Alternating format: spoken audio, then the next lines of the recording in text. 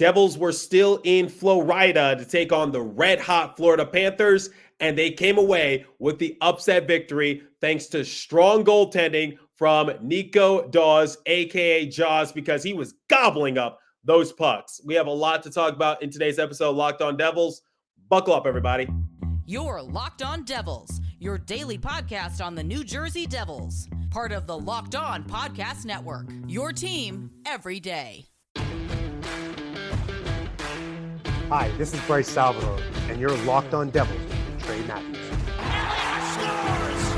Oh, Stevens stepped up, nailed him. Brodor's got the puck. What a shot. The Devils win the Stanley Cup. Alrighty now, what is up, New Jersey? Welcome back to the Locked On Devils podcast here on Locked On Network. I'm your host, college hockey play-by-play announcer, Devils Hard for Pucks, Pitchforks, and also part-time credential media member, Trey Matthews. Normally, I don't publish an episode on Sunday, but given the circumstances and also the fact that I missed a couple episodes earlier in the week due to my sickness, I felt as though it was my obligation to post today because the New Jersey Devils came away with a huge upset victory over the red-hot Florida Panthers by a score of 4-1. So it was the second game of the Devils' road trip to Florida, and a lot was going into this matchup because remember, the Devils are still in a tight playoff race in the Metropolitan Division and also the wild card. The Florida Panthers entering this matchup, they were on a 9-game win streak. And in the previous matchup against the Tampa Bay Lightning, the Devils were actually pretty solid. But the problem was their goaltending, which is something we're going to talk about momentarily. So in the first segment, I will focus on some of my main talking points from the game. And then in the second segment, I will give you guys some honorable mentions and also my 3 stars from the matchup.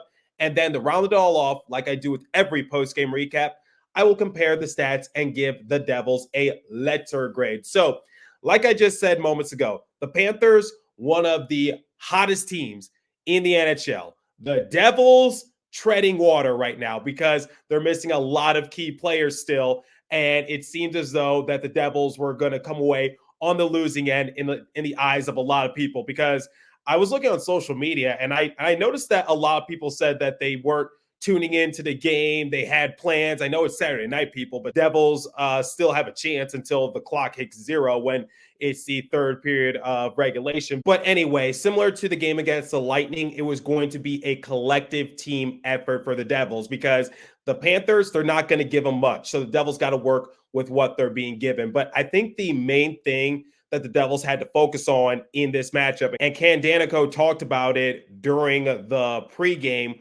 which was physicality. Because if you guys remember, last season, the Florida Panthers, they had the number of the Devils, particularly with the captain, Nico Daws. Because if you remember a few games prior, before Christmas, Nico Daws and Alexander Barkov, they were doing a face-off. Unfortunately, it went a little awry. Nico Daws took a jab at Barkov. He goes down with an injury. He was fine, but he didn't return to that specific matchup. But the Panthers, they did not appreciate Nico injuring their respective captain. So they did whatever it took to get under his skin. They roughed him up a little bit. And then once the Devils traveled to Florida at the conclusion of the game, Matthew Tkachuk, he was sort of headhunting Nico a little bit because after the final period of regulation, after the Devils had won the game, Tkachuk, he did not care. He decided to fight Nico Daws. So I didn't really think about that going into this matchup, but once again,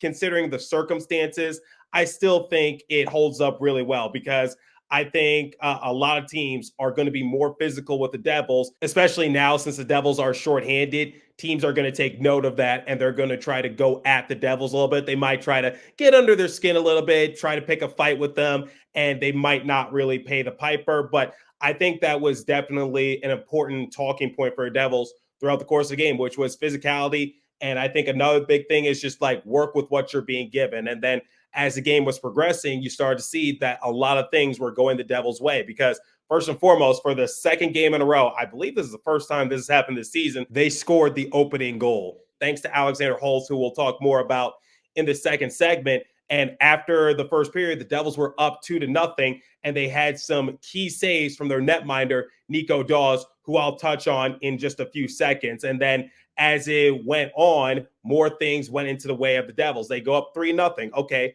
that's a pretty comfortable lead. Then they give up a power play goal to Sam Reinhart. Okay, no harm, no foul. That was bound to happen at some point.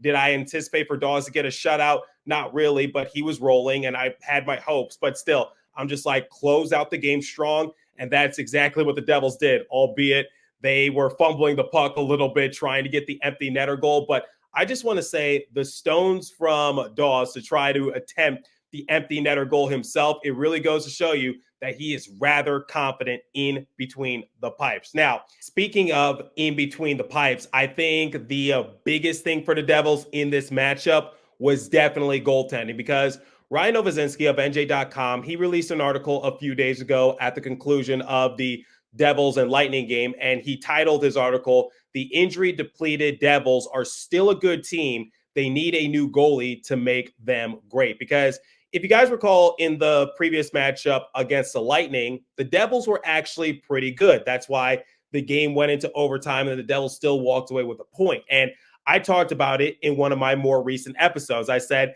I think you have to put a good amount of this loss on Vitek Vanacek, because yes, there were certain scenarios in which the defense did leave him vulnerable. So particularly the Goaltending goal that he netted while the Lightning were shorthanded. Yes, Luke Hughes did in fact lose an edge, and it left Vanacek in a vulnerable position, but that shot attempt was still savable on Vanacek's end, and the analytics show it. Or the Radish goal in OT, there was nobody in front of Vanacek. You got to make that save. And that was the first shot in OT by the Lightning. So there's two examples right off the bat in which the Devils could have had two less goals surrendered if Vanacek was just a little bit better in between the pipes. So it was something, once again, that I was talking about in my previous episode, which was, I think the Devils are still solid if someone like Vitek Vanacek can just make those timely saves. And when he does make those timely saves, it can sometimes give you an empty feeling, because he gets those timely saves after he lets up a goal in which that save could have been very timely, if you ask me, if that makes any sense. But basically, the Devils did deserve to win that game against the Lightning. Now, when we look in this matchup against the Panthers, this is exactly what I'm talking about. So here's a clear-cut example in which Nico Daws made the timely save for the Devils. So Devils were up 2-0, and the first period is about to come to an end. And what did Nico Daws do? There was a position in which he was very vulnerable. The Panthers let off a shot, last second attempt, and Nico Daws makes the save. Point blank. That is crucial, because you don't want to give the Panthers any sort of momentum. So that's what we're talking about. Or there were a few instances in which the Devils were struggling to clear the puck, and they were turning the puck over in their defensive end. So the Panthers are keeping their offensive attack alive, and they're generating more shots on Daws. But is he in a deer in headlights? No, he's making those saves. So it comes down to goaltending. And if you want to know the difference between making timely saves and not making timely saves, look at these two games in Florida for the Devils. Look in the first game against the Lightning and then the second game against the Panthers, because one goalie made those timely saves and gave his team a much needed win. The other one, he made the timely saves here and there, but not enough to salvage the victory for his unit. So I think Nico Daws from here on out should be the go-to guy for the Devils temporarily. Obviously, I don't know how much further he can go, but this was a big win for New Jersey, considering the fact that the Panthers were riding a 9-game win streak into this matchup. So think about that. Nico Daws was the one helping the Devils, because the Florida Panthers, they had a lot of good looks. If you look at the deserve to win meter, it falls heavily into the favor of the Panthers. So I think physicality, goaltending, and working with what you got, those are some of my main takeaways from the game. And that's why the Devils came away with the winning end. It wasn't perfect. Sometimes the Devils did look a step slow, particularly on their power plays, and sometimes their execution wasn't there, but they still were able to get those opportunities that the Panthers were presenting to them. And Bobrovsky, he had to work in between the pipes for the Panthers. Now, the power play goal that the Devils let up, I'm not really going to put that on the shoulders of Daws because, first and foremost, Sam Reinhart, he's just been on an absolute tear on the man advantage. But second of all, the Devils, once again, were failing to clear the zone, and that gave the Panthers more opportunities. Here's a joke for you. The Devils gave the Cats 9 lives. And unfortunately, this time around, it came back to bite them. But still a hell of a job in the pipes for Nico Daws. Now, we're going to talk about some of my 3 stars of the game, and you probably already know who the first star is going to be momentarily. But before we continue, I want to tell you guys about the Sleeper app. So I did make my playoffs in fantasy football. Unfortunately, I got knocked out in the first round, but a new NHL season brings all sorts of possibilities. So Jack Hughes could score 50 goals if he stays healthy. Devils could hoist a Stanley Cup at some point. And you can win big daily fantasy hockey on Sleeper, the official daily fantasy app of the Locked On NHL Network. Sleeper is our number 1 choice for daily fantasy sports, especially daily fantasy hockey, because with Sleeper, you can win 100 times cash in daily fantasy hockey contests. What players would you like to see make you win 100 times your money this week? Fans can also participate in NFL, NBA, Major League Baseball, college football, all on the Sleeper app. So all you have to do is pick studs like Jack Hughes, Nico Daws, Jesper, Bratt, whomever will record more or less than their Sleeper projections for things like goals, assists, saves, plus, minus, and more in any given times. To win 100 times bet on Sleeper, you need to correctly predict the outcome of 8 player stats. You heard me, Devils fans. You can win 100 times your money playing daily fantasy hockey with Sleeper. So start paying attention and nail your picks so you can start winning big. Use the promo code LOCKEDONNHL and you'll get a $100 match on your first deposit. Terms and conditions apply. That's code LOCKEDONNHL. See Sleeper's terms of use for details and locational availability. All right, let's look at some of my stars of the game and some players that caught my eye. So before I give my 3 stars, like I always do, let's name some honorable mentions. So here's a batch of honorable mentions that kind of fall under the same umbrella. That is Shane Bowers, Nathan Bastian, and Shimon Nemec. Because Shane Bowers, I think he skates really well with the Devils. I think he blends right in. Fast skater, good on the forechecks. Nathan Bastian, obviously, he had a bigger impact in the previous game against the Lightning. But the thing is, Bastian is not going to show up in the score sheet consistently, and that's all good because it was the same story last season, which Bastian didn't stick out in any particular category, but you knew that his impact was there. And I think his impact was felt in this game, especially from an aggression standpoint, because remember, like I said in segment 1, physicality, one of my key takeaways from the game.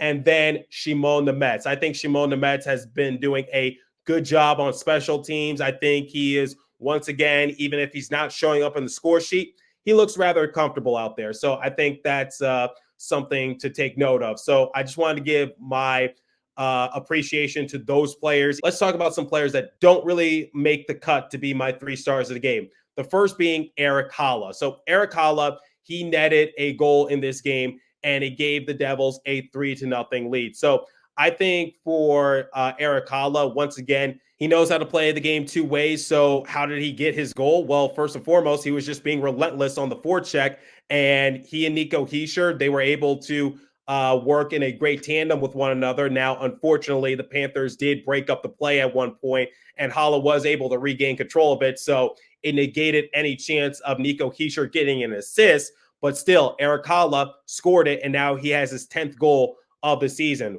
Going into this year, I think scoring was a big priority for Erik Haula because he wanted to show everyone that he is a capable goal scorer and that he can score with the best of them in this league. So I think Haula is definitely taking the right steps in his overall development as a Devil. And keep in mind, Haula has missed some time this year, but whenever he does go into a cold streak, he snaps out of it quickly. And now he has racked up a decent amount of points the last few games. Okay. another honorable mention, and this is someone that I've been raving about the last few episodes, and that is Michael McLeod. Now, Michael McLeod was originally given the goal that put the Devils up 2-0, but it actually was tipped in by Jesper Bratt, and that was the right call. I looked at the aerial replay that they showed on TV, and it did tip off, and it grazed the stick of Jesper Bratt. So Michael McLeod was given an assist rather than the goal, and Michael McLeod, it should be no surprise that he continues to rack up the points the last few games, and he has been the Devils' most consistent player in 2024. No, check that. I think Michael McLeod has been the Devils' most consistent player this season, period. He's been the Devils' best player in 2024, albeit there's only, we're entering like week 2 of 2024, but the sentiment does not change. So Michael McLeod has been one of the Devils' best players all season long. I think he's been one of, if not their most consistent player, because he can play well offensively. He plays well defensively. He plays the full sheet of ice. And whenever the Devils come out with a lackadaisical effort, we never have to worry about him not giving it his all. He plays the 200 sheet of ice game in and game out. And he's being rewarded for it with more stats showing up in the score sheet. So Michael McLeod definitely deserves a lot of credit, even if he didn't walk away with the goal in this game, but he still got a hard-earned assist. Okay, third star of the game, Alexander Holtz. In 40 game appearances, Alexander Holtz has 10 goals, 10 assists for a grand total of 20 points.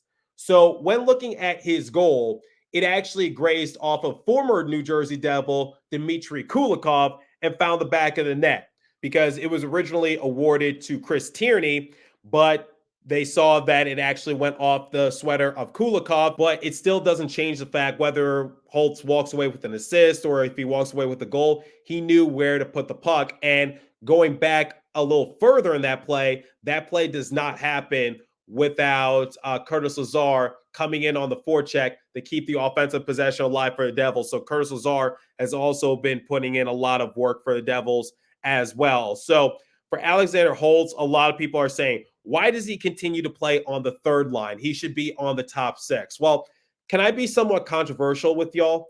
I think Alexander Holtz needs to stay on the third line for the foreseeable future. Now, hear me out for a second. The Devils are so spread thin in terms of their offensive capabilities because you don't have Jack Hughes in the lineup. Jack Hughes, prior to getting injured once again, was the Devils' best point getter.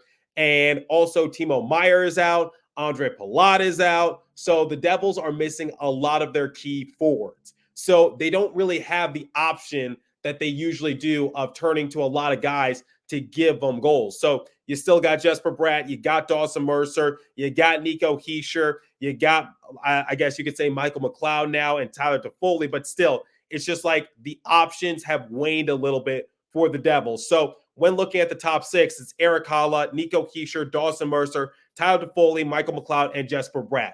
So who's going to be the main goal getter on that top line? It's going to be Dawson Mercer, and Haula and Hischier are going to try to set him up. Then on the second line, Jesper Bratt, he is the main goal getter, and Michael McLeod and Tyler Toffoli are going to try to tee him up. But when you look at the bottom 6, who is the main goal getter? So on the third line, Chris Tierney, Curtis Lazar, Alexander Holtz. Out of those 3, who's going to try to generate the goals or the points?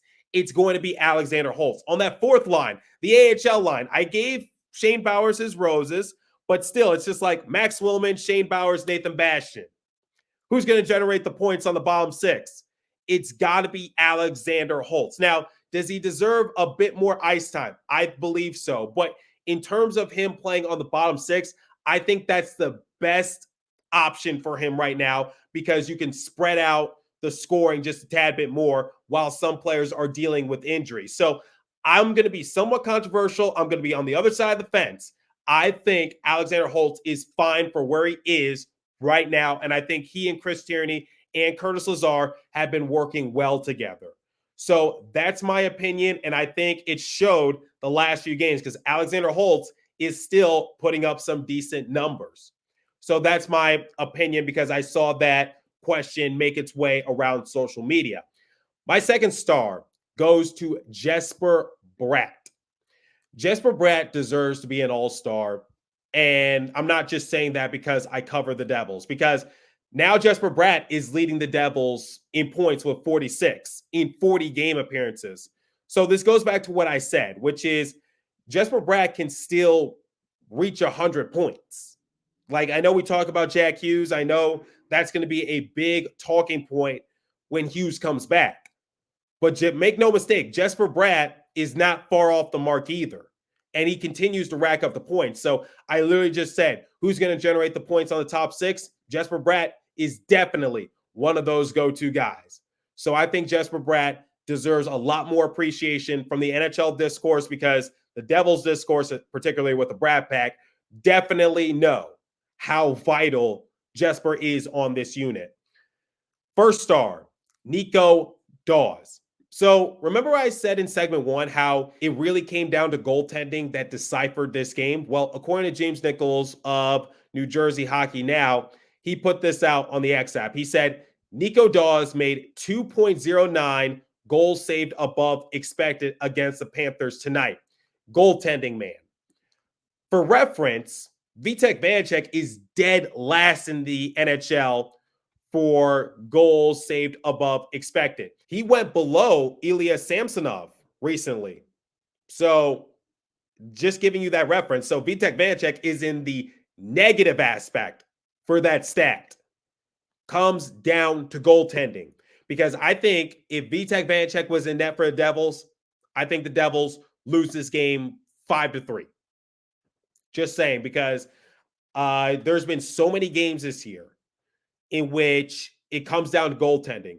How many games, I can't think off the top of my head, but just think about this for a second. Let's think about like when the Devils do score 2 or 3 goals. They score more than 1 goal, but they let up like 5 or 6. There's been a few of those this season, hasn't there? So everything circles back to goaltending, and that's exactly what Nico Daws did in this game, because this was not just any ordinary team. This was one of the hottest teams in the NHL that is knocking on the back door of the Boston Bruins in the Atlantic Division. This is the reigning Eastern Conference champions. This is the team that hates Nico Hischier with all their guts. So they're going to be coming physical. And Nico Daws, he answered the call. So by and large, he is my first star of the game.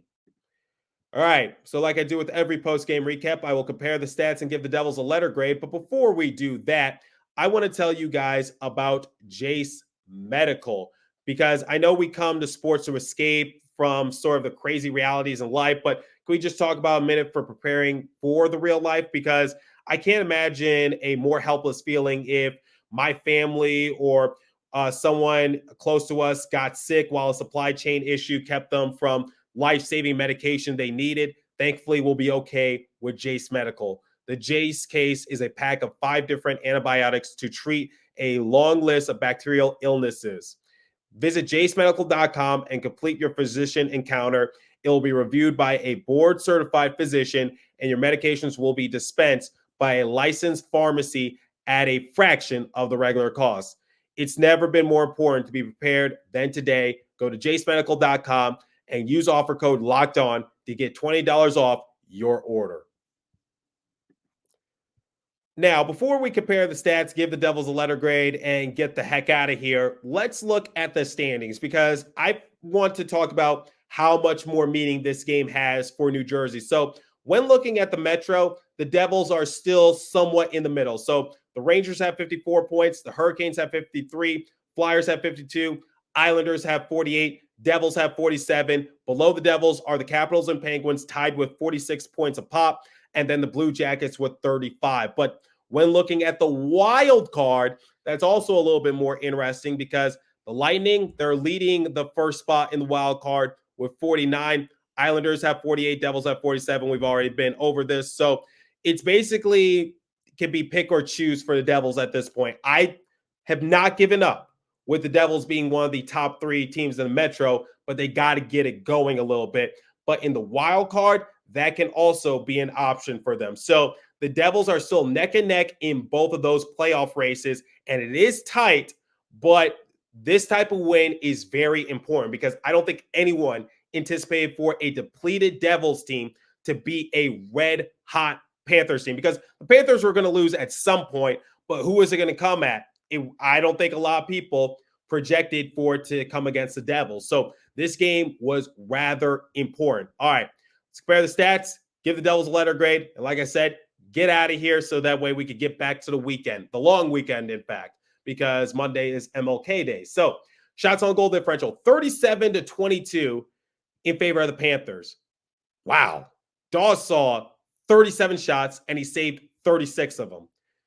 Face-off percentage, 50.9% to the Devils, 49.1% to the Panthers. Power play, Devils were 0 for 2. They looked rather lethargic and slow on their power play, but the Panthers were 1 for 2. Thanks to Sam Reinhart. He's been on a tear on the power play the last few games for Florida, so can't really be mad at that. Hits 22-13 in favor of the Panthers. Blocked shots 21-10 in favor of the Devils. Giveaways, Panthers led that department 11-6. Takeaways 3-2 in favor of Florida. So once again, a lot riding in this game. Nico Daws stepped up to the plate. Panthers, I think, were the more dominant team given the amount of shots they generate on Daws, because the Devils did have to rely on their goaltender, and he rose to the occasion. So wasn't the perfect game. Devils looked slow in some aspects.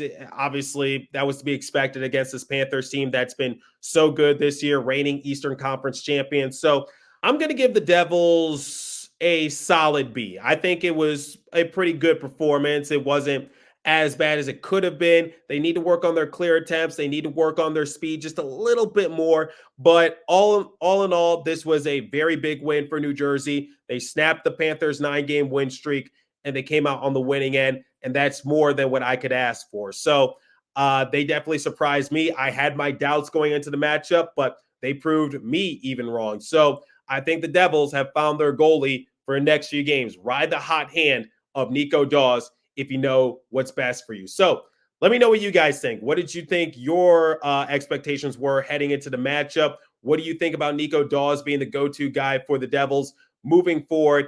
And would you rather see the Devils get a top 3 spot in the Metro or in the wild card? Because it is a tight playoff race for a time being, and we're in early January. So as for today's episode, that's all the time I have for you. So continue to stay safe. Have a wonderful day, New Jersey. Go Devils. I'll catch you guys in the next episode. Thanks for listening once again. Enjoy the rest of your long weekend.